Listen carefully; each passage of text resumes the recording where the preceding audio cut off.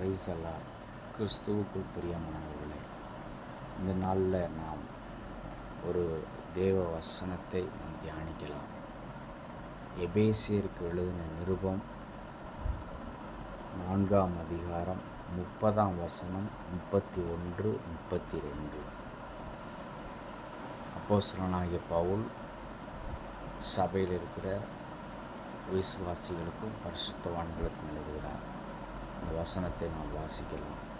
அன்றியும் நீங்கள் மீட்கப்படும் நாளுக்கென்று முத்திரையாய் பெற்ற தேவனுடைய பரிசுத்த ஆவியை துக்கப்படுத்தாதீர்கள். சகலவிதமான கசப்பு, கோபம், மூர்க்கம், கூக்குரலும் தூஷணம் மற்ற எந்த துக்கமும் உங்களை விட்டு நீங்க கடவுது.